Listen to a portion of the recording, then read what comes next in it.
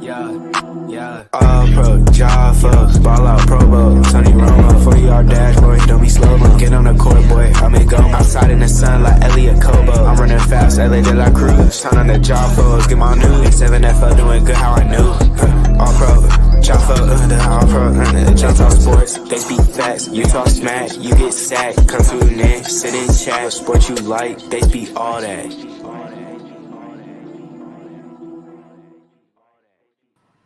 Hey, yo, ladies and gentlemen, welcome to another episode of the All Pro JAFFOs, bringing you the highly elevated sports talk for the highly elevated sports fan. I am your host, JP. Hey, yo.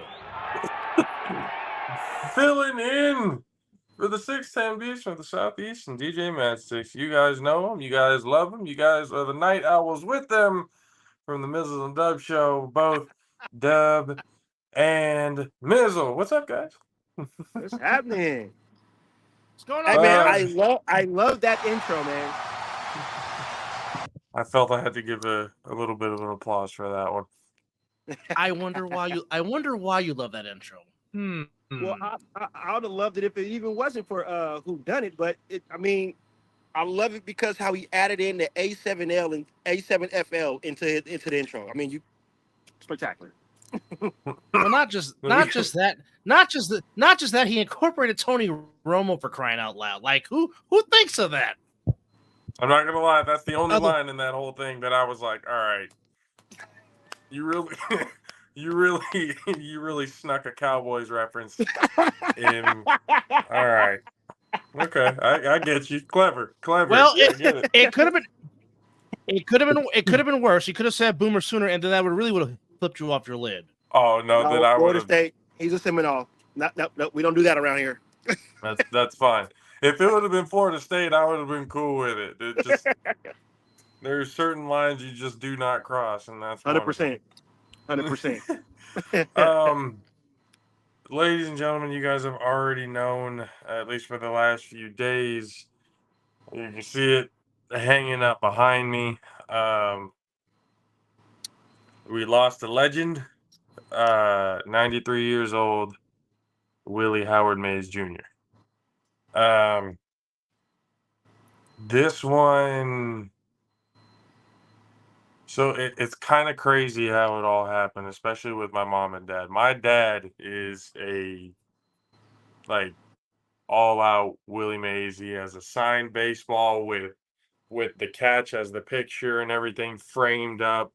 He's got so many things that are, and he's the one who, whenever we go to a Giants game, we have the tradition of going to the Willie Mays statue, taking our hats, and rubbing it on the foot for good luck. You know how baseball fans have superstition like a motherfucker. Oh, yeah. Probably the biggest fan base that has the most superstition is baseball fans. And 100%. So we do that all the time, and a good amount of the time we ended up winning. But Dad had a lot of really good things that really kind of helped me become more of a Giants fan, me being like a history guy myself. But it was crazy for him because I called my mom and I let her know what happened because I guess she hadn't seen it yet. So I had called her. I was like, "Oh, did you hear what happened yet?" She's like, "No, what happened?" I was like, "Well, Willie Mays passed away." And she's, "Oh my God, no." I'm like, "Yeah." She's like, "I was just on the phone with Dad and we were just talking about him right now about he was gonna be at the field, with Negro Leagues and everything else like that. He was about to be at the field, but he had put up a post or said that he wasn't gonna make it, like he couldn't really move around, but he was just gonna stay home." So my dad and my mom were thinking about going to that game. But my dad said he didn't want to go because he knew Willie wasn't going to be there. Yeah. He said if Willie was going to be there, I mean, my dad's seen Willie Mays countless times. Lucky man. But every time As my mom seem, has. You know, every time though, he makes it seem like it's the first time. Like he's excited every single time that he gets to see him. So he decided not to go. And she's like, yeah, I just hung up with him on the phone right now. I was like, well, give him a call because he doesn't have social media. He's not going to know anything until tomorrow morning he's already at home. He's not listening to sports talk radio on his drive. I was like, he's going to hear it tomorrow. So she hangs up, calls him, and then she calls me back. She goes, he's devastated. He's like, when I told him, she said he went, oh, okay, okay. I was like, oh, damn. Well, that's how I know from my dad, at least, from that standpoint. I'm going to get to see him tomorrow.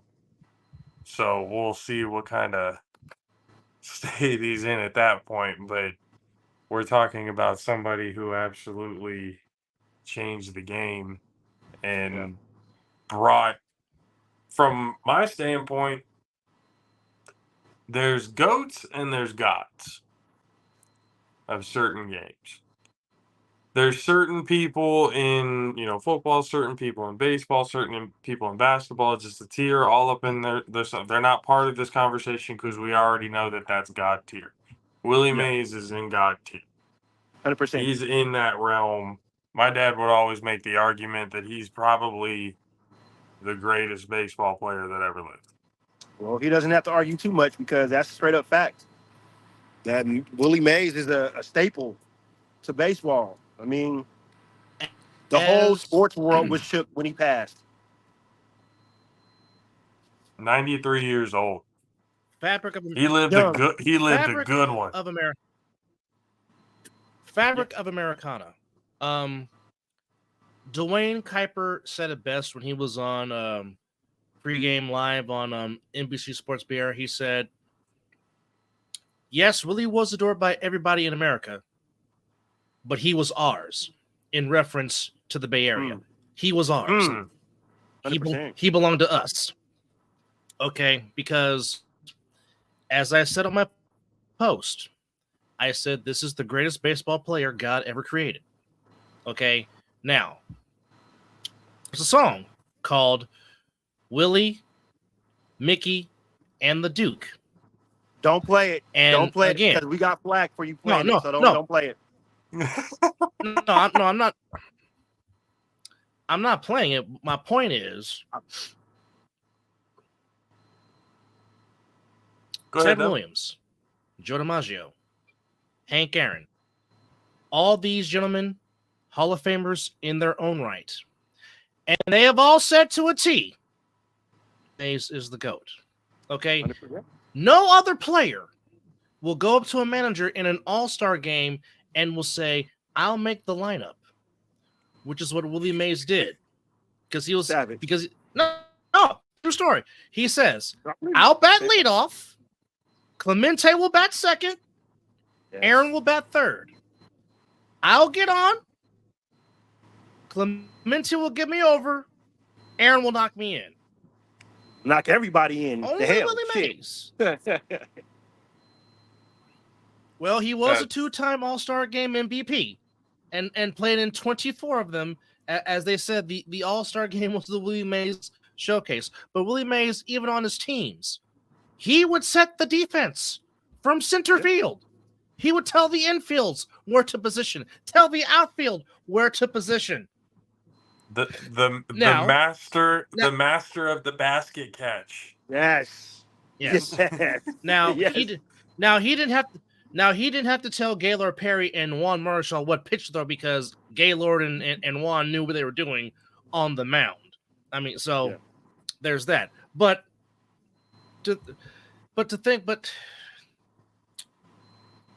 Willie Mays went out his way. And I said this early this morning on our damn near 3-hour show that me and Mizzle did when I said 24 left in 24, 6 plus 18 is 24. Willie knew exactly what time he wanted to ascend to the heavens and go play catch with McCovey. Should the MLB retire to 2-4? Like they did some people are mentioning Jackie. Some people are mentioning that, And I Some mean, people are mentioning making him the new MLB logo. I wouldn't be mad at it. Wouldn't be mad at it. Like Would not. well, making think the about this. catch, Yeah. making the catch the logo. Yeah. Oh, that would be nuts. Straight up. Well, think about this. The catch is the catch is already the World Series MVP trophy, which already bears his name. This is true. The MVP World Series trophy, that's him making the catch in Game 1 of the 54 World Series. Mm-hmm. Mm-hmm. And think about that. Not named after Babe Ruth. Not named that. And I mean, he is the epitome of the ultimate team player, because when Jose Canseco became the first 40 man, Willie Mays nonchalantly, but in his high-pitched Alabama voice, said, I could have done that if I wanted to. I could have done 50-50 if I wanted to. But he said, Willie but believed he was the MVP every year. Damn right. But Willie, Damn right. but Willie was like, that's not what my team needed me to do on that day. Ultimate team player. And it's sad because you go back to when Barry Bonds had his number 25 retired in Oracle Park, and Willie Mays was not scheduled to speak on that ceremony. And then Dwayne Kuiper said, well, Mr. Mays wants to speak, and Mr. Mays wants to speak, we're going to let him speak. Damn right. And then he pretty much gave that passionate plea to the Hall of Fame to let Barry in. And you're thinking then, well, dang, is Willie trying to tell us something? So you think about that. And then Willie knew exactly who his godson was. Honey. Willie knows exactly. Again, we can make the argument, without steroids, it doesn't even matter. That dude was made to play baseball, and he was the ultimate offensive player. He can do it all. He can steal, he can run, he can hit the ball a country fucking mile in any park, no matter how deep. Even in his early days with Pittsburgh, he was doing that type of stuff. Willie knew who his godson was. Best eyes in baseball, man. Best eyes in baseball. He was. I saw this stat. MVP. He was a 2-time MVP before he became a Giant. He's the only player in MLB history to have plus 300 batting average, plus 300 stolen bases, plus 300 home runs, and plus 3,000 hits. The only player. The only man.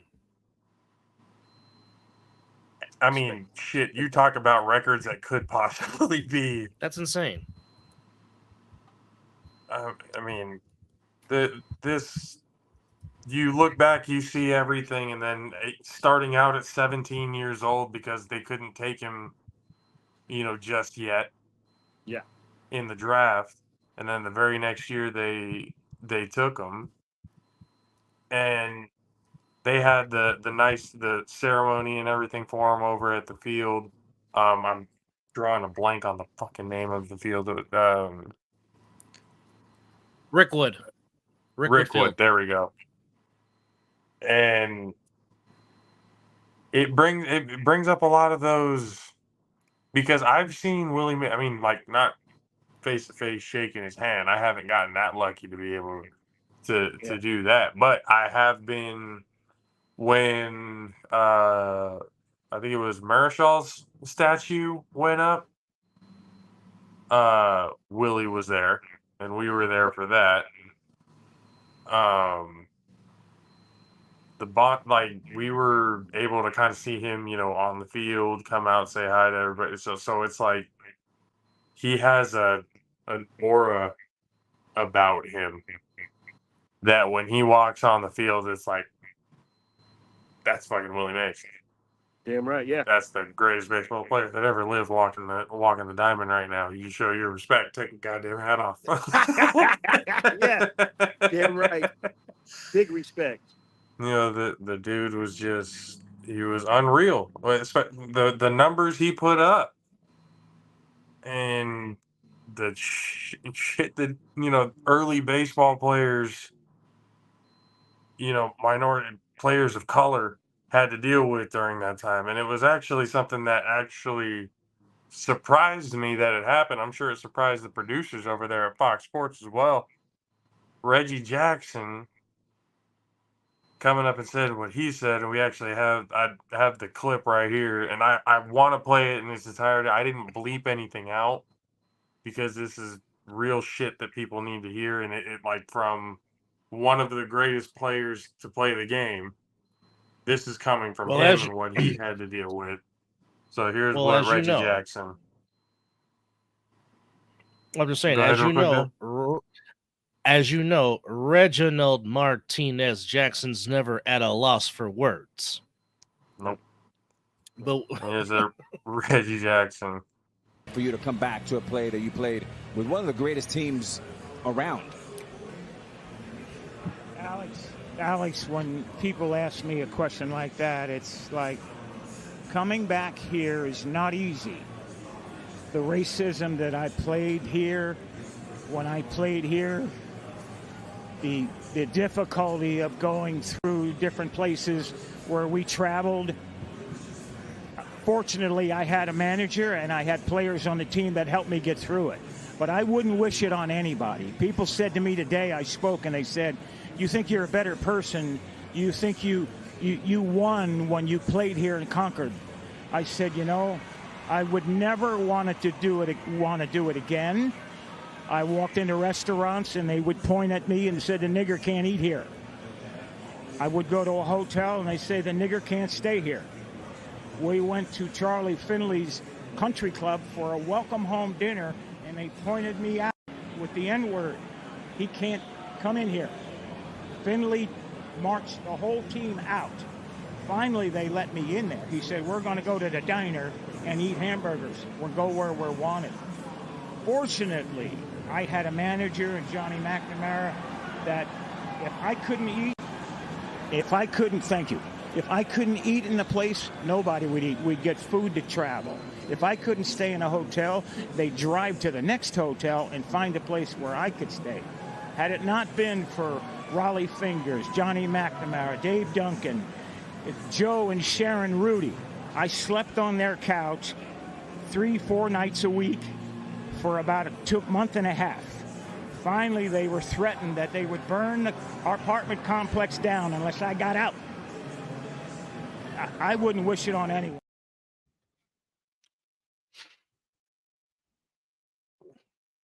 I mean, we're talking about Mr. October. We're talking about Mr. October, one of the greatest World Series performers ever. The second man to join George Herman Ruth in hitting 3 home runs in a game. The man is a 5-time World Series champion. Only Lawrence Peter Berra, a.k.a. Yogi, has more because he has 10. He has one on every finger. But just when you... And again, watching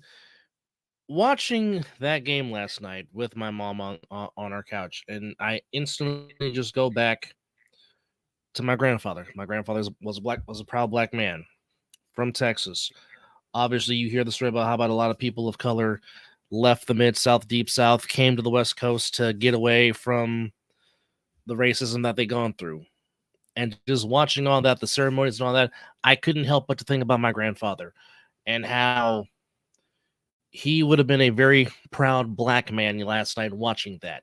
And I thought about Jackie Robinson and how proud he would have been to see this. And I hope Mrs. Rachel Robinson was able to watch the ceremony from her house, because we know how much she works along with her daughter and their grandchildren to preserve Jackie's legacy. So, I mean, it takes you back, because we're fortunate by the grace of God to not have to go through what they did back in the Jim Crow era. Because because people today, with as mouthy as they are, would have probably got their head sliced off. I mean, those men were built different. Had to take a lot and keep it all inside, and how they didn't combust, God only knows. I mean that's the thing that to me. I mean, I'm sure that it just a human being can only take so much shit for so long before there's some sort of outburst. That's why I say all the time, these guys, like, they're way better men than I am because I just don't even know how I could possibly deal with something like that. I can't even imagine it because never dealt with anything else like that personally. So it's like when you get these stories of great, great players inside and out, like on and off the field, what they did for their communities, who they were as people, you go, how the hell do you treat somebody in this fashion? And the fact that we still have to talk about it to this day because people don't know how to fucking act. It just It's like, how can you look at yourself in the mirror? How can you look at yourself in the mirror and say you are a decent human being? Like, it's just how? that's what happens when you aren't teaching the right type of history. That's what happens when Or you just let ignorance flourish. that, or you But try to hide, or you hide what needs to be taught because you're scared of realizing the truth. As people say all the time, Black history is U.S. history. Same with the brown, same with the indigenous. It's all you got to be United able to tell it all to States tell the history. story. You can't Yes. pick and choose what you tell. That's just No, not you can't. that's not how it goes. You can can't. be it, and the thing is, there's guilt behind me. That's what it is. Like, oh, but it wasn't us. It's like, yeah, but we need to learn from it. You Yeah. have signs of it. The way you act, the way you talk, the way your presence is on social media. It says a lot about you. History tends to So repeat itself if you don't talk about it. As they say, insanity is the doing the same thing over and over again. That's the meaning of insanity. Something along those lines. I'm paraphrasing, but I mean, if we don't learn and attempt to do better and try to learn our mistakes from our forefathers, well, guess what? We're going to end up right in the same damn black hole we're trying to get out of right now.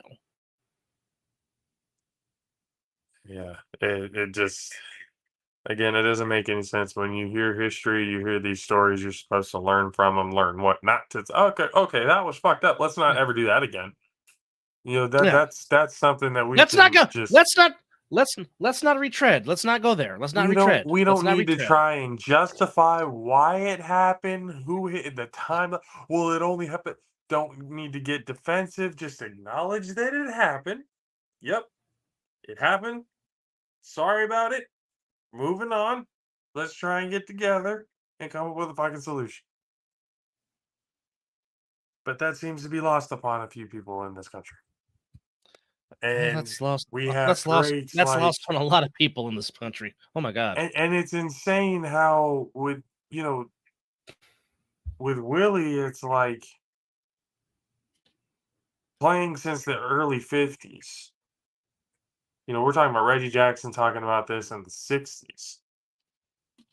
Willie Mays in the early 50s. I don't even you probably already know where all of that went.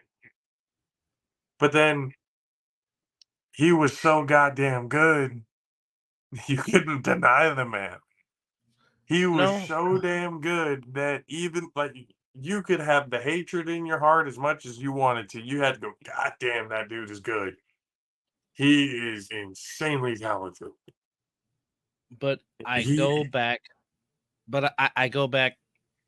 I go back. There were a lot more talented players than Jackie Roosevelt Robinson, Cool Papa Bell, Josh Gibson, just to name a few. But Jackie had the intestinal fortitude and the mindset, in a sense, to turn the other cheek, and having a confidant in Branch Rickey that believed in him. Like there's a lot more talented players than Jackie that probably should have been the one to break the color barrier, but Jackie had the right mindset and was the chosen one to be that one. And I think that's just something that really should be taken into granted even more, because I just found out last night watching the game that Rick Whitfield is where they filmed 42. So just all of the history is all in one. So Oh, now, hey, by the way, 24 backwards? It's 42. 42. Look at There that. you go. See? Look- See? That's still Baseball- a crazy. baseball going out is the 24, one- 24. Baseball is the only sport that intertwines with numbers. It's the only sport that does. And that's what makes baseball such a beautiful game. My grandfather introduced me to this game. He's the reason why and don't get me wrong, football's my first love, but it's just something about baseball. Baseball is that bonding sport between father and son, grandfather and grandson. It just is. Because of baseball, it has rebonded me and my mom, because my mom didn't watch baseball for a long time, and then when the Giants went on their run in 2010, she got back into it because she was like, I was done with y'all after 2002. I was done. And then here comes Gerald Dempsey Posey the third, and leading the next generation, and here we go. And so now it's like me and my grandfather's thing was watching baseball games on TV and just talking about it. That's what we did. That was our bond. And now it's kind of taken over with me and my mom doing the same thing.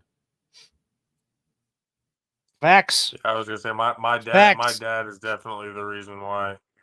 My dad was even telling me that, again, he was such a big fan of Willie Mays that Willie Mays was the reason why my dad played baseball in the first place and played center field, is because of Willie Mays.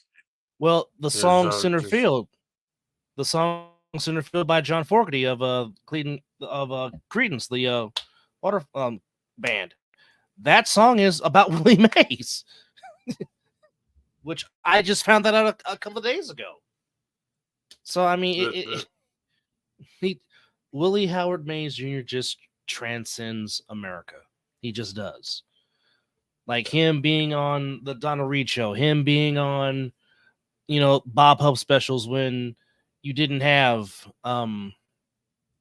people of color on predominant TV shows like that, which is why, people like Bob Hope and people like Frank Sinatra really need to get a lot of credit, because without Sinatra, we wouldn't have Sammy Davis Jr., because Frank went to bat for Sammy Davis, talking about if you don't let him do what he does, you don't get me. Same thing with Ella Fitzgerald, which Marilyn Monroe took a stance and said, I will come to your establishment and sit in the front row if you let Ella Fitzgerald do what she does. Marilyn Monroe did that. Not a lot of people knew that, but Norma Jean put a rep on the line for Ella. Frank Sinatra put his rep on the line for Sammy Davis Jr., and here's why you got the Rat Pack. So for every greatness comes in all shapes and sizes. Yes, People it does. Just allow it to happen. Yes. Don't be mad that it's not you. Just be happy that it happened. It's a story that we can all come together and go, God damn, that was pretty awesome. Because if you I'm a huge fan of documentaries. Mm-hmm. So watching a lot of sports documentaries, there is nothing Like there, whether it's true crime, whether it's drama, anything, there is nothing like the storytelling of sports. The way all of that takes place, the best stories that I can think of like a storyline from beginning to end on how things go down with everything on the line, the like just the enormity of the situation, the Which, by the bright way, lights, the there's nothing better than sports. There's which nothing by the better way, than sports. folks, which by the way, folks, HBO a few years ago did a documentary on Willie Mays. If you have not watched it, do yourself a service. I'm pretty sure it's on Max right now, aka HBO Max. I'm pretty sure it's on Max, but HBO has done great sports documentaries over the years. They did one on Howard Cosell. They did one obviously on Muhammad Ali. They did one talking about the great fights that used to air on HBO. They did another one after Muhammad Ali passed away. They did one on Willie Mays. I'm sad that Real Sports is no longer on HBO no more. That they stopped doing the shows, which Brian Gumbel did a fantastic job, won a lot of Emmys with that show. Even though I do call Brian Gumbel the whitest black man in America, but that still doesn't take away from his talent. Brian Gumbel is a tremendous journalist, has been for a very long time. But if you haven't watched the Willie Mays documentary, I mean, just the snippet that they played on the Max Instagram page, and he was talking about that the kids in Harlem would knock on his window and ask him to come outside and play stickball, and Willie would play stickball, and Willie would play stickball with them for about an hour or two, take the neighborhood kids, buy them cake or ice cream, and then he would go to the polo grounds and go play whatever game they were playing that night. And just to go back to the catch that he made in '54 in Game World World Series. Now, keep this in mind, folks. The old polo grounds had very, very weird, quirky dimensions in the outfield. To dead straightaway center field, it was 700 yards. It was 483 feet. 483. Now, when Vic Wertz hits the ball, now obviously it was going to be a home run. It was going to be well off the wall. Now, in most ballparks today, that's over the fence of the center field wall. But the story is, as Willie had put it many times, I knew I was going to catch the ball. My concern was how I was going to get back to the infield fast because Larry Doby was on base and Larry Doby could run. That's my concern, is not having to get to the other base, which is why he turned around so fast after he made the catch to get the ball back to the infield, a la Roberto Clemente. And just like that, your all-star outfield in the National League was Clemente, Aaron, and Mays. Why would you dare run on any of those three arms? It's impossible. They cover the whole field. Like it just Yes. Their position is center field, but in reality, it's outfield everywhere. Yeah. Nobody touches the ball. I touch the ball all night. Like, just give me the ball. Like, no, But because to have that confidence to go within the catch, basically slow-mo everything going, I need to chuck this shit as hard as I possibly can when I catch this. Let me see how I can, like the Flash stopping time, looking around going, all right, doop. Nope. What the hell? What the, from that deep? Because it's 400, you say 483? 483 to dead center field at the Polo Grounds. He caught that shit at the warning track. Mm-hmm. So he was 460 plus out there. Yes. Having to launch that ball. Yeah. Yes. Absolutely. That's crazy. Even by today's standards, like that's People need to understand for what that is. Like, that's insane. That's probably why it made it so much more of a moment, because how quickly he got around and threw it. Threw it so hard, he 360'd himself, basically. This In the just warning in. track, taking a look. This just in real quickly. What We are going to a game 7 on Monday as the Edmonton Oilers have evened up the Stanley Cup Finals with a final score of 5-1. So we get the two most Wasn't magical it words in what? sports, folks. Wasn't it The 3-0? The Panthers were up 3-0. Yes. This is the biggest choke job in modern day history. Does anybody else remember? Does anybody else remember when the San Jose Sharks took on the LA Kings Oh God! and they Don't were up stop it! and they were up Stop 3-1? it! Anybody else remember Stop that? it! Stop I it! had That thought still at that hurts. point, I was like, That this has still got to hurts. be. I mean, That still hey, hurts. look, you gotta call it for what it is. The Sharks were the biggest choke Yes, they artists were. of all Yes, time. yes. Of all time. They are my team. I love them, but damn it, they break my heart. Everybody around is like, oh yeah, the Sharks, we're hella good. We're this. We got, the President's Trophy. We got the regular season. Oh yeah, we're great. Yeah, doesn't matter. Y'all ain't gonna do shit in the fucking. You get to the Stanley Cup, all right, y'all find a way. They found a way. I bleed teal and black, and they have had some fantastic teams with Couture and Pavelski and Owen Nolan and Jonathan Chichu and I was a big fan all of Mike Ricci. Ricci, Nabokov in net. Nabokov was great. So trust me, I've seen some very good teams choke in the playoffs. I got pictures. I actually have pictures, and I think a signed puck from Owen Nolan. My all-time favorite Shark. My all-time favorite Shark is Owen Nolan. I gotta find where. I think my mom knows where those are at. And I have the pictures too. When he called his shot on Dominic Hasek in the All-Star game when it was in San Jose the first time in '97, and he called his shot on Dominic Hasek and got the hat trick.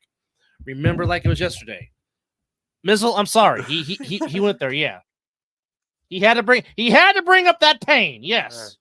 I'm only comparing it to what I've recently witnessed in hockey. I don't watch hockey very often, but looking at this, I was looking at it going, there's no way Florida.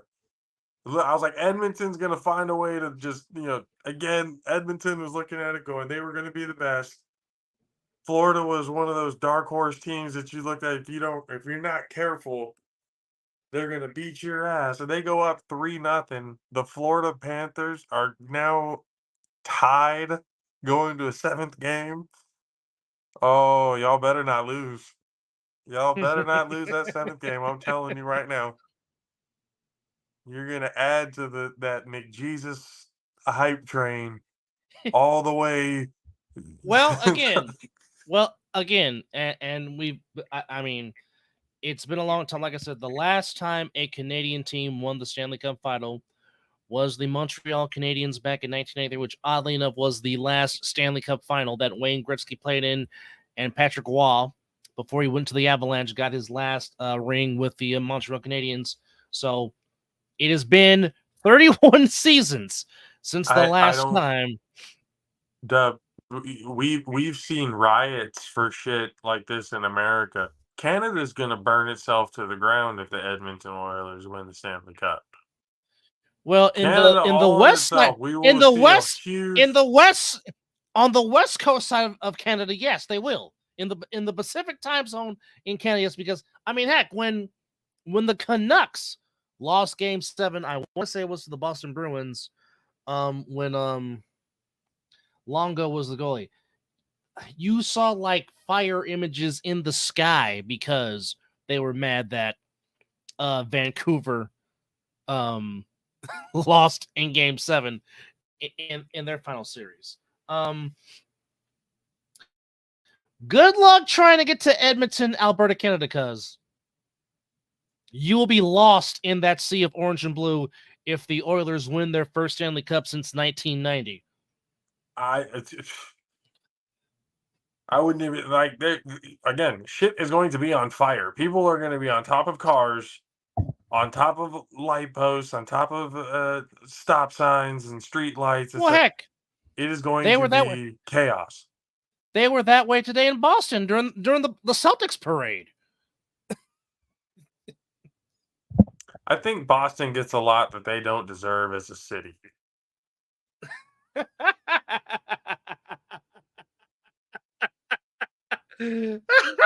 For as fucked up as the stories that I hear coming out of Boston on how much of a dickhead those fans are,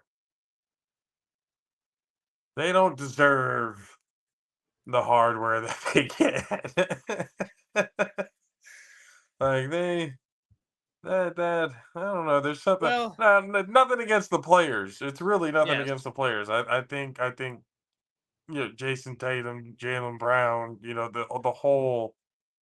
I love the squad. I really do. The players are good. It's just the city itself. I don't feel like they deserve what they get.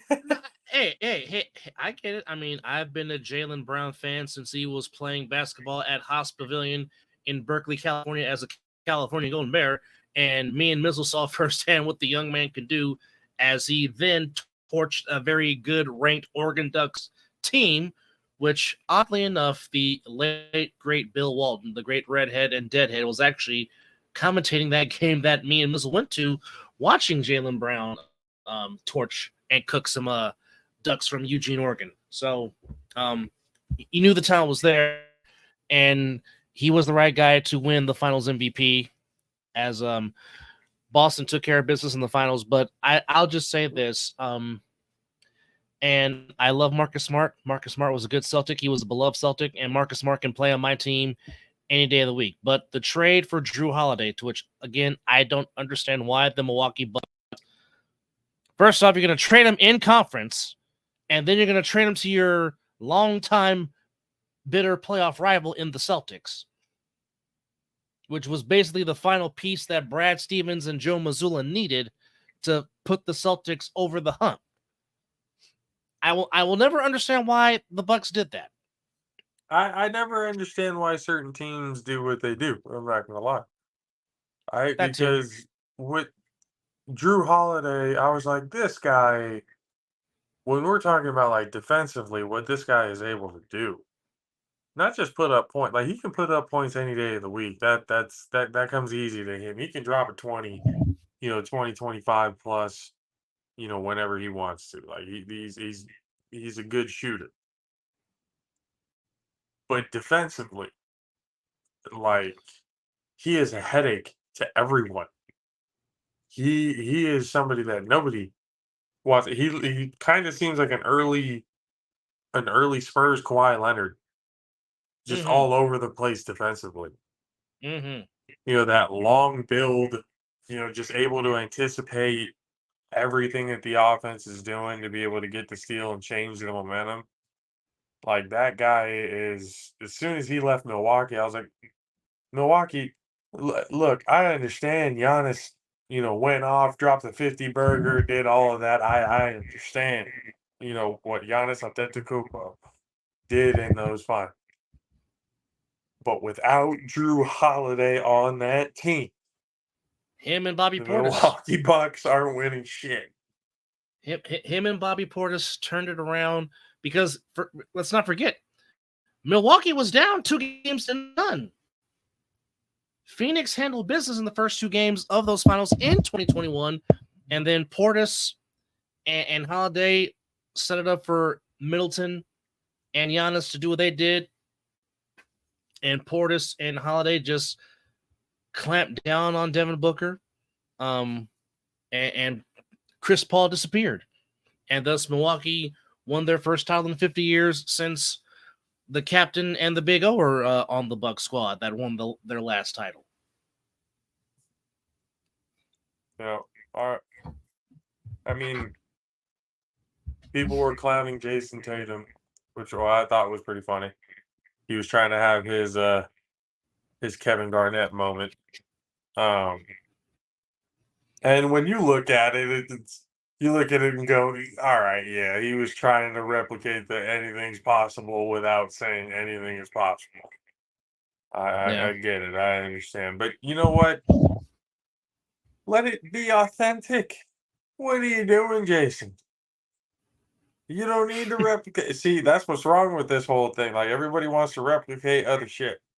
Nobody wants to be original. That's why reboots are a big old thing right now. Nobody knows how to make anything in film anymore because, oh, shit, No, we all ran out of ideas, I guess. no creativity, no creativity to speak of. He tried to.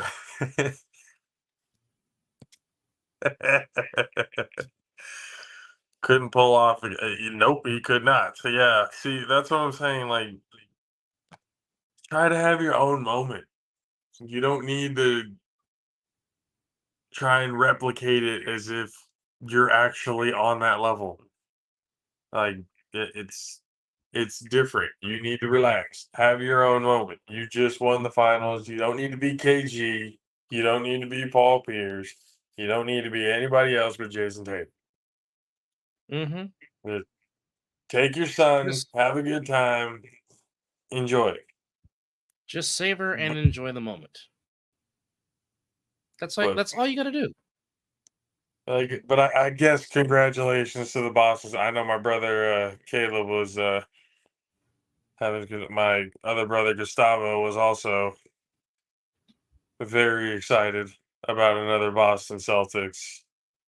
But see, I just thank God that they're not Patriots fans, because then they would seriously be insufferable if they were Patriots fans, because they're both Boston Red Sox and Boston Celtics fans. But Gustavo's a 49er fan and Caleb's a Colts fan. So thank God they weren't Patriots fans, because I would hate them both on a whole nother level right now. Well, because that city brings in way too many championships. It doesn't deserve it. Well, thinking about how the first time, they filmed the Rams and cheated, and then talking about deflating balls, and then Kyle Shanahan has he's his getting his first balls beef. deflated now. He's got a 24-year-old cheerleader. Apparently, good for you, Bill. Jesus Christ, he gets on the Tom Brady roast, gets a couple good reviews, and all of a sudden wants to just, hey, all right. And then in the meantime, Tom Brady finds himself another Brazilian. Attaboy, Tom. Hey, if you can find if you can find the goodness in Rio in Rio de Janeiro, then by all means go at it. Just don't wear green in Brazil, because I'm gonna get you. Because those are gang color. I'm sorry you have to live with that. Well, I have aunts and Debo loves his wife. A cousin that's a Texas A&M fan, so that's bad enough. Well, which, by the way, tomorrow in Omaha, it's the Aggies and the Volunteers for the College World Series Championship. Yeah, good for them. So the Aggies will take on the Volunteers. Well, the Volunteers are the #1 team in the country, so I got the Volunteers winning. I'll take them too, because they have Aggies can kick rocks. Those motherfuckers suck. They haven't been shit forever, so I don't know what the hell they're talking about.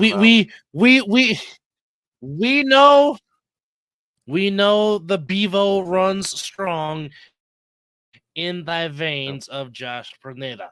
We know this. It's not just Oklahoma. We know Bevo, Texas A&M can get it. Texas Tech can get it too. Anybody. They can all.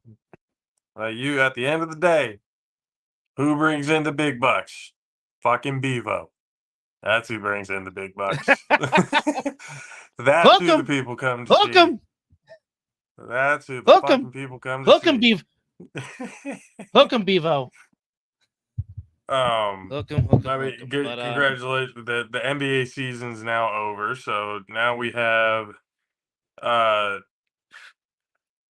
NFL, NBA's done, baseball is up and running. apparently, Stephen A. Smith is in a war with ESPN for how much he should make a year. They're offering $18 You million. don't say. He said, "Nah, fuck that. I'm worth 25."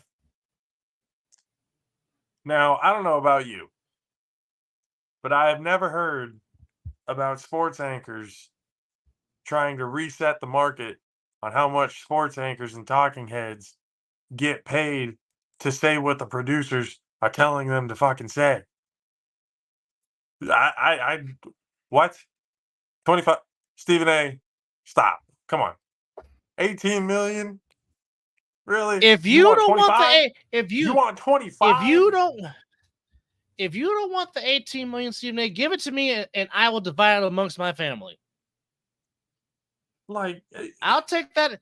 I'll take that. I'll take that 18 million. The JAFFOs will get a piece to enhance their show. The Muslim Dub Show will get some to enhance our show. Flash Media Sports will get some to enhance their production. Trust me, I will make good use of that 18 million, Stephen A, if you don't want it. I'm like, look, hey, confidence is key. And also, that's cool. and also give some to creative brothers to help enhance their equipment. We need that. Man, I will invest it. I will invest it. I will sow a seed. I don't know. Stephen A. He needs to calm down. That's 25 million. That's way too. Like, why? For what? All you do is piss people off. Sound the same, Debo, say the same, week in, week out. Stop you it, have Debo. your moments. You have your moments when the Cowboys end up sucking. You come in looking like a cowboy, ironically. And Debo, stop it. It just there's a repeating cycle of Stephen A. Smith. There's nothing new about this. It's not like he's innovating anything. He's been the same Stephen A. Smith since he first got in the game. He hasn't really changed. No. He says controversial shit. He argues with people. He gives his takes, and then we move on. It's all rage bait, so we all get pissed off. Oh, Stephen A. doesn't know what he's fucking talking about. We all get hook, line, and sinker with that goddamn shit, and he's just like the same talking heads that are all around ESPN. But let me be clear. Let me be unequivocally clear that Donovan Mitchell should be a New York Knick. I'm sorry, that was just funny, but like Mizzle said it. I really wonder who spends more on their headline or on their hairline, Stephen A. Smith or Lester Holt of NBC News. Oh, we gotta go to the tail of the tape on both Lester. of their hairlines. It's gotta be Lester. Lester spends $1 million on his hairline the way LeBron spends $1 million on his body to get in all the juice and stuff like that LeBron has to get. Lester in there is holding on for dear life. Like LeBron spends about $500,000. Basically, that's what JP just said, Cleopas. That's pretty much what JP just said. Pretty much. Yeah. That's pretty much what he just said. It's all rage bait stuff. You want 25 mil. Like, you already have your own podcast that rakes in. Like, if you're making 18 mil at ESPN, your own podcast gets enough views to make up for that other 25 mil. You're good, bro. You've got other projects. It makes up for that. It makes up that 7 million. It makes up that 7 million. You're good because apparently people just love to give themselves fucking aneurysms by watching him, and they engage with it, and that's how he makes all of his money. And people watch him just to hate on him. And it's just like, look, I'm done watching people just say shit out of their ass just to say shit. Like I'm gonna call it how we see it, and that's about it. Because what this guy is talking about, some of it, cool. Others, God, he sucks. And most of the time, all of ESPN, again, they're watching the Mizzle and Dub and the JAFFOs. They're getting all their fucking ideas from us. That's where all that shit's coming from. 2 days later, I'm telling you, people, you can watch the timelines of everything that we talk about on this show. 2-3 days later, oh, talking point. Wonder why. Because they know. I'm They're just full loyal of to shit. Kornheiser. I'm just loyal to Kornheiser Rule because they're the reason why me and Miz will have the Mizzle and Dub show, because love PTI and love the fact that Kornheiser still likes to hide in his doggone basement with his old age ass, while Will Pond is going to every other city known to man because he has houses everywhere. But outside of that, there really is no reason to watch ESPN, with the exception of actual games on ESPN, because the content on ESPN is certainly not the ESPN that I grew up with, certainly not the ESPN that JP grew up with. Like I said, I couldn't tell you the last time I watched ESPN NFL Countdown. Once the Swami went to semi-retirement and Tom Jackson retired, I'm like, why do I want to listen to Randy Moss and Rex Ryan and Alex Smith and Robert Griffin III talk football? Why do I want to listen to them? Why? I mean, Why? Here's the ones that I didn't understand. They always brought in the second string or the third string guys to talk about the game, to analyze and make Yes. predictions and do all of this stuff. Most of the time, again, I get it. There's one side that you have one side that comes in and makes an argument for one side, and then you have the other side that comes and makes an argument for the other side, and then you have the dick riders for the all-stars in the game. Like LeBron, he has about, I don't know, 5 to 10 on his fucking payroll on ESPN. You got, let's see, you got other. I mean, shit. Tom Brady has dick riders. Patrick Mahomes definitely has dick riders. Like these are all paid for personalities to be able to blow smoke up each and every one of these people's ass. I am not. I am not looking forward to hearing Brady with Kevin Burkhardt on Fox. I'm not. And I thought Kevin Burkhardt and Greg Olson did a fantastic job as the number one team on Fox. I really did. And I don't like the fact that Greg Olson got pretty much dumped to, I don't know if he's going to be Greg Olson. I mean, what is he? I like him better than Brady. Just the way Brady handled the MVP. We haven't seen Brady yet. Well, I saw Brady in the booth during the UFL championship game, and his presentation of the MVP trophy to the Birmingham Stallions, who three-peat as USFL / UFL champions. I just something about Brady is just going to make him sound like he's pompous as hell, because like, what can you tell me? I've won 7 Super Bowls. What can you tell me? I know everything. I don't think Brady will be authentic, if you will. I don't think he'll bring that authenticity like John Madden did. Granted, there's only one. There's only one John Madden. True enough. I agree with you. I agree with you to a certain extent, but then again, I hope you're wrong, because when we're talking about, you would hope the quote unquote greatest of all time would know what the fuck he's talking about. If he comes up there and he's just, again, reading off a fucking card, just roboting his way through the whole thing, yeah, I'm with you. That's what I mean. They If paid you paid him so much money. Yes. Like if you don't come up there and sound authentic, the audience will tune you out. Okay, 100%. like my favorite broadcast duo right now that does NFL games, truthfully speaking, is Ian Eagle and Charles Davis. I can listen to Charles Davis talk football all 7 days of the week. I just love his insight. I love the rapport that him and Ian Eagle have. That he just does a very good job. So I love listening to the broadcast. You know who I think is the best at being authentic?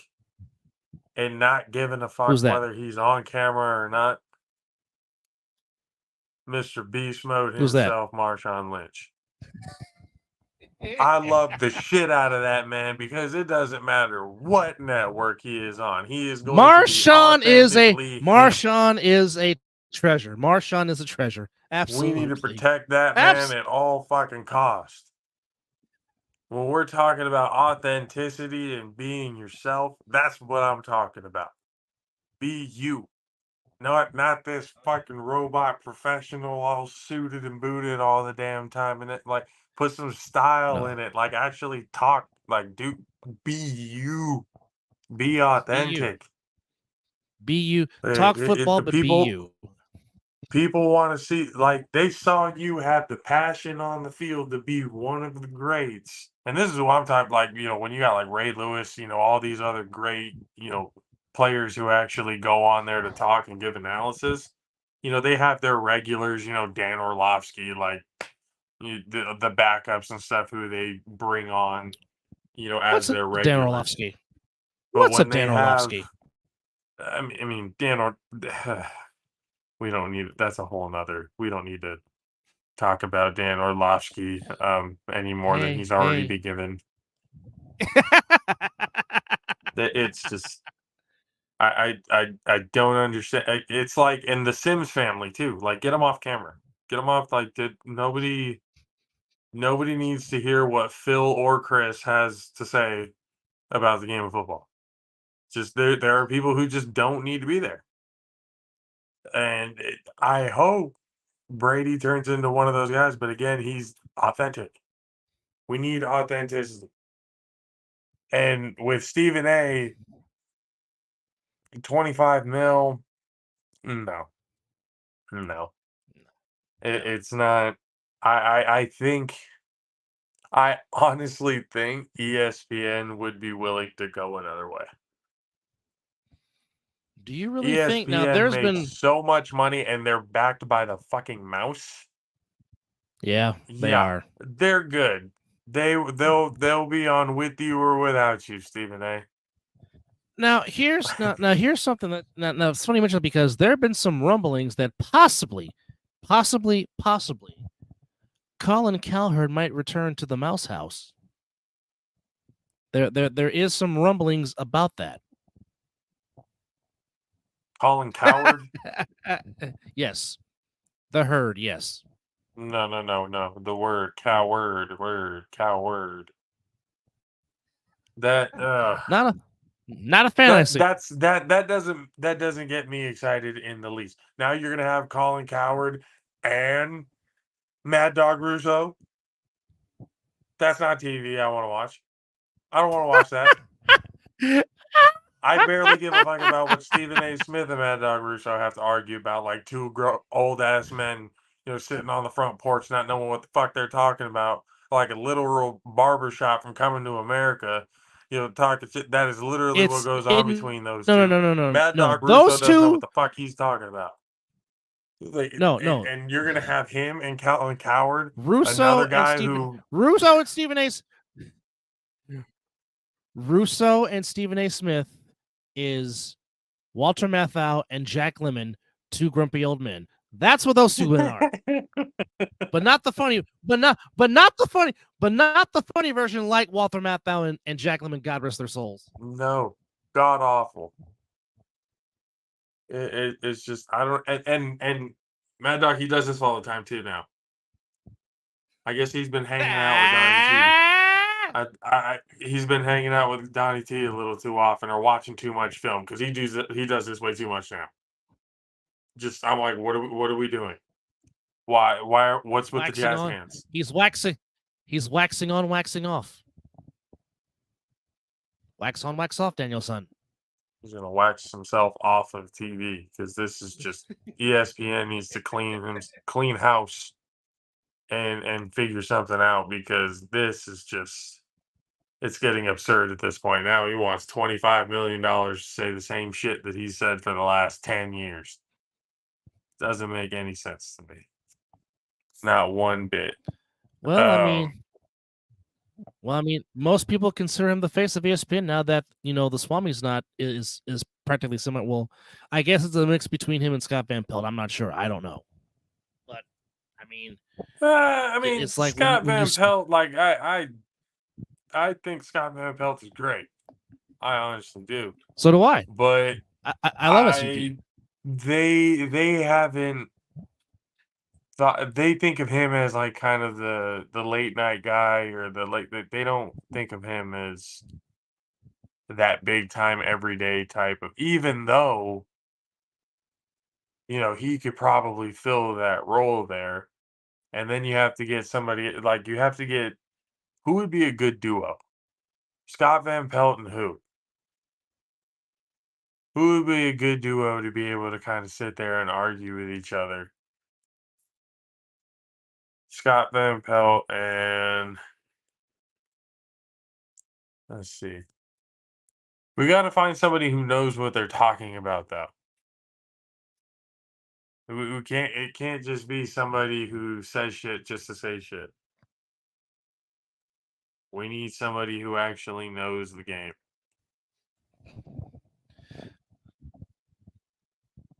Well, I mean, there's really no chemistry no more because I mean, you had it with Rich Eisen and Stuart Scott. You had it with Dan Patrick and Keith Olbermann. You had that with Chris Berman and the late great Tommies and Chris Berman and Bob Lee when they used to do it back in the day when they first got started. I mean, you had that. I mean, heck, I mean, Craig Kilborn was very good as a Sports Center anchor, which most people forget that he was a Sports Center anchor. But I mean, Chris Berman and the late great John Saunders had a very good rapport when they did Sports Center. It's all about who you're, as we like to say in the wrestling business, who you're married to.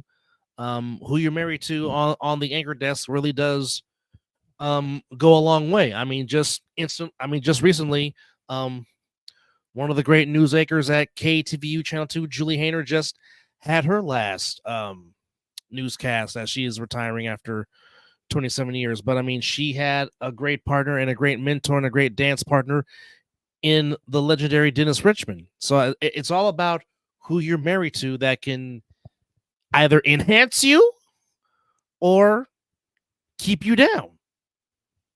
Skip needs to retire. I think Skip is done. Skip has hit his last. Skip.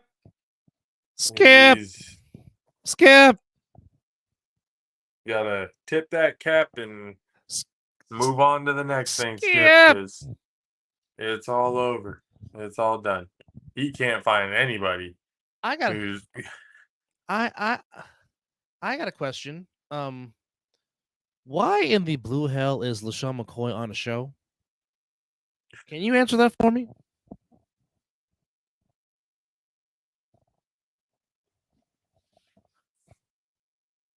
Because I'm trying to understand it. I'm trying to. They got a guy who, and look, no disrespect at all to the athleticism or anything else like that of Shady McCoy. He was a hell of a running back. I give credit where it's due. But in no way, shape, or form was he good enough to be able to talk the outlandish shit that he talks. He was good. He wasn't that good. So I agree. Some of the things that he does say is just kind of like, but then you kind of look at it for what it is, and he's the one he's the chirper. He's the one who's setting all the conflict in motion. He's the rage bait guy. He's that part of the show that gives that type of feel going, no matter how All for illogical and dumb you sound. You're still going to say that. Like, that's just, they needed a guy. And what better than an overconfident running back who thought he was better than reality set in? So, hey, you got your guy. That's just how things go. But I mean, most of the guys, I mean, they've tried to get, big time Hall of Famers, and they've had a few. Some of them, I'm sorry, probably made the Hall of Fame because of the fact that they were on TV, NFL on Fox and all that other kind of, you know. I'm just saying, some people got it by popularity than actual, statistics and what you did for the game. But that's neither here nor there. skill. I'm not going to name any names. Um, but then we get into the boxing world, and Ryan Garcia is suspended for a year for the banned substance and everything else like that. And Devin Haney got his undefeated streak reinstated. The loss is no longer there. And It's a Ryan no Garcia then contest. goes and says he's going to retire and go to the UFC, where I have no doubt he will get pummeled and beaten the shit out of if he goes to the UFC. He will tap out. He will no, tap. he's going to be put to sleep. He will tap. If Ryan Garcia goes to the UFC, he is going to get knocked out by some sort of flying knee or a head kick. He's not going to see it coming, and he's just going to get absolutely The fantastic knee. Mortal Kombat X-ray broken bone face getting smashed. And he's going to be put to Finish sleep. him. He's not going to know where it came from. Finish him. Ryan Garcia needs to. I mean, he says it's not true, obviously. I mean, he's going to sit there and deny it, but the fact is, what it is. And now Devin Haney is talking about doing even more legal action against Ryan Garcia, for safety and health reasons and all that other kind of stuff. So boxing is turning into a soap opera again. Deb, what do you think about it? We might as well play the Young and the Restless theme right now while we're at it. I mean, we got Tank Davis knocking clean Frank Martin out, even though Martin was landing in some good shots and had a shot, and then Tank just figured him out. We saw Benavidez have a nice debut at 175, and Canelo still won't give him the time. Still won't give him the time of day. Okay.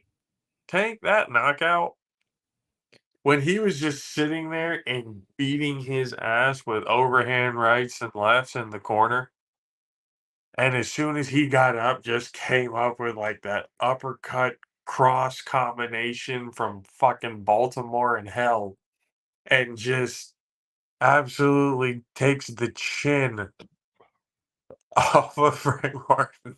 And I'm like, yep, that's Tank. Tank is like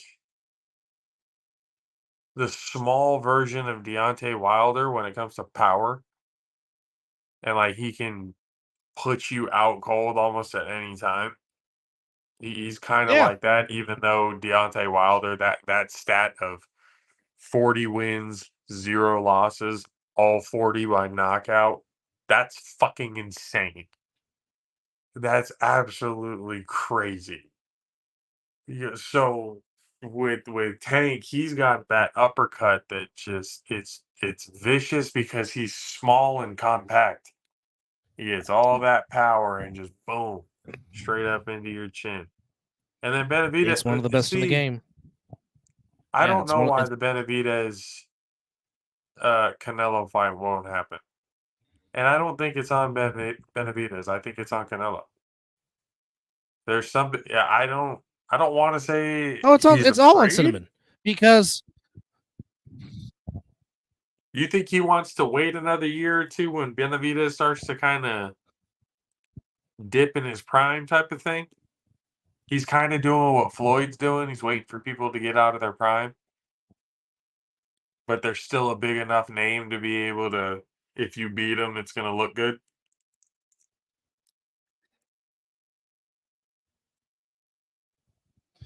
Well, and here's here. Canelo wants to be put in that same pedestal as Chavez Sr. But in order for that to happen, you have to be a fighting man like Chavez Sr. was, which Canelo is not, because Chavez Sr. didn't care who you are.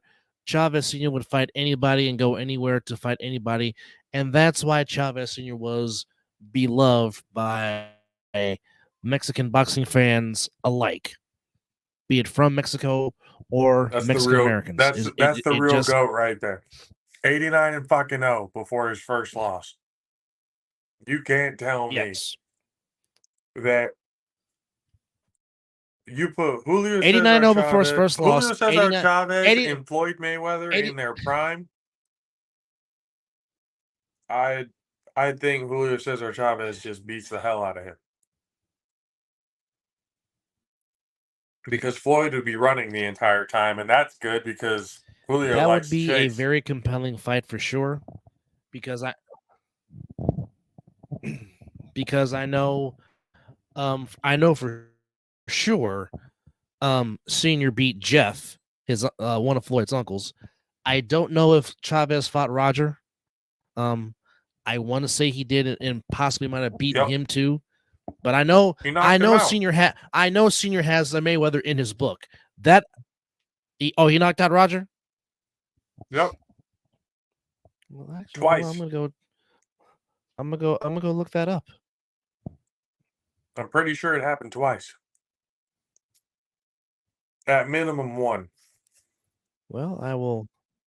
I remember seeing the highlight to it. He was knocking Roger Mayweather around like a crash dummy. He had some of those punches that made Mayweather's arm go like up here. I'm gonna go. Wow. All right. Well, I'm gonna go look up his record, as he is Chavez's upcoming on a record? birthday. Actually, he was born in next month. So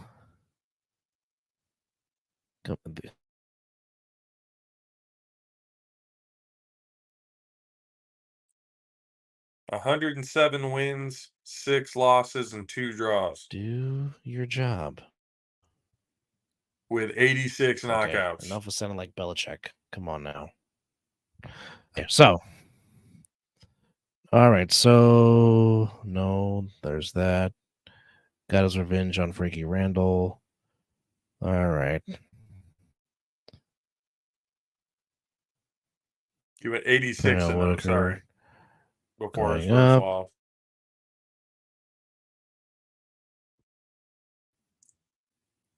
No, he was 80. No, he was I was 89 right. before he Yeah, I was lost right. and 89 wins.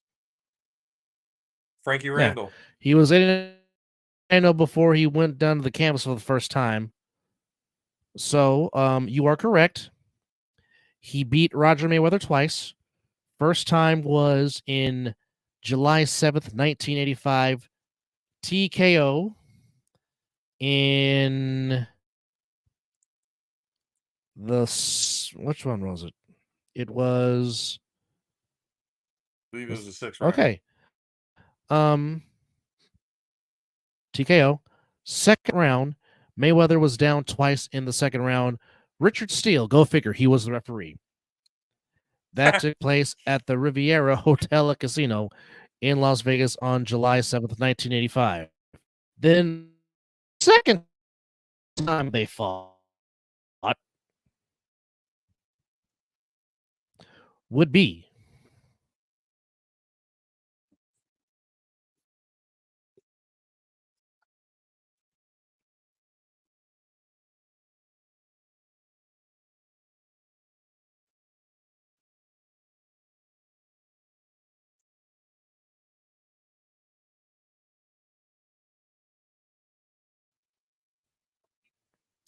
Did you and freeze it them? was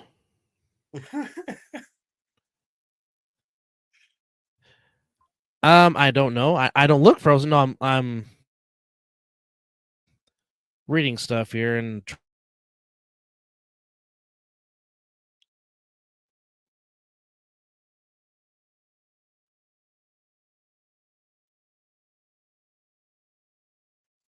Yeah, I'm pretty sure both of them were by TKO.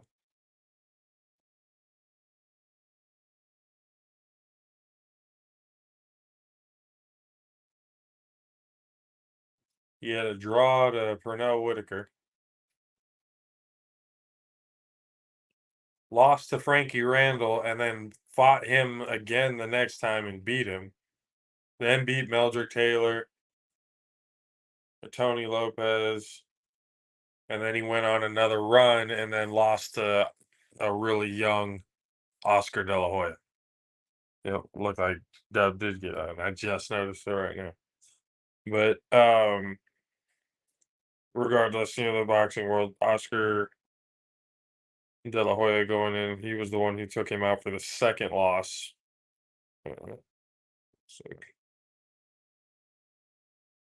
But that's what live does, people. Uh-oh. Yeah. See if Dub ends up getting back in here because we all know and love his the McDonald's Wi-Fi that he is still yet to upgrade. We need to pitch in. Go to the Mizzle and Dub show. See if you can get a DM or whatever. Figure out what their Cash App, Venmo, whatever it is. We need to buy Dub. Get Dub some decent Wi-Fi. That's what we need to do. So good old technology out of there we go, Dub. We know that McDonald's Wi-Fi is just there we go. There we go. There he's back. No, I'm getting me a Wi-Fi booster next week because Lord knows I'm getting sick of it, for crying out loud. What service do you have? And there goes Mizzle chiming in. What service do you have? Oh, there we go again. The service is McDonald's server NAT type 2. That's what he's got the backup server though. That's the one that Dub has. Yep, look at him. He's just do it from your phone. Your phone is always better. I've realized the phone is always better. Just go onto the phone and use that one, at least for now. I need to upgrade my laptop the way you need to upgrade your Wi-Fi. Desperately. Absolutely desperately. But everybody, I do really appreciate you guys for. There we go. Up. I mean, I had to come in and clean up for the guy. Man, he's over there dropping the ball right now. So, call in this Mizzle's here. He's doing it again. Oh, Dun, baby. Yeah.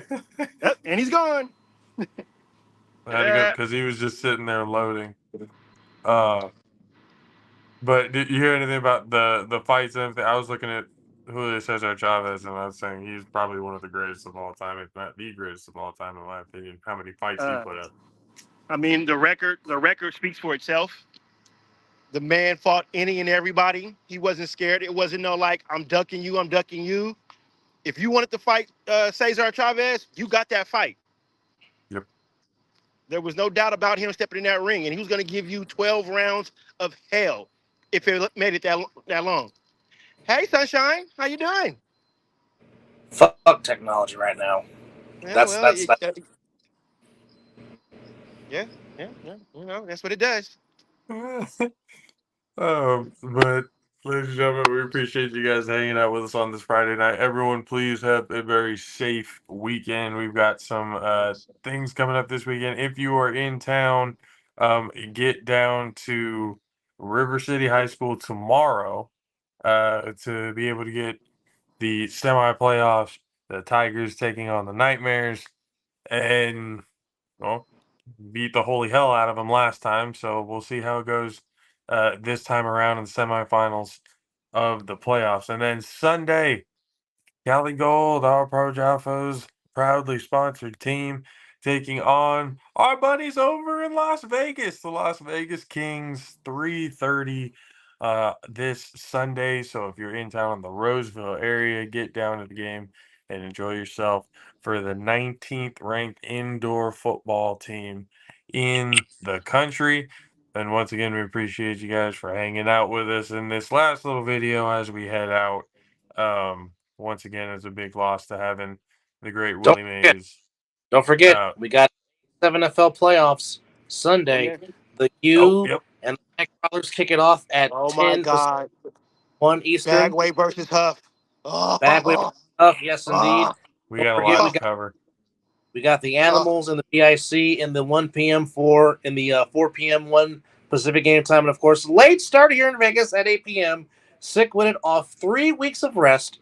Taking on over the top, of course, winner gets the Insomniacs in the Western Conference Championship game. So we got the East Final Four, and we got OTT and Sick this upcoming Sunday on A7FL.TV. And the Mizzle Dub Show will recap it on Sunday night. Hell yeah.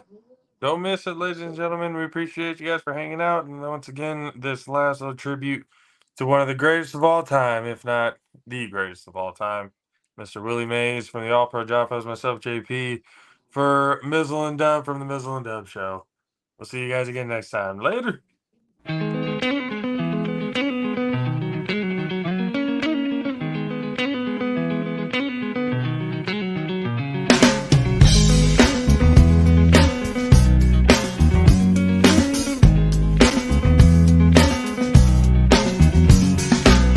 To decide that the things that I tried were in my life just too.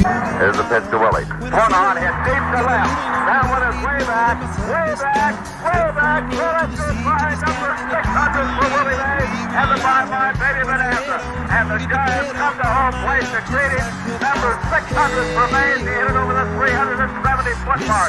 What I say, oh, I got your head.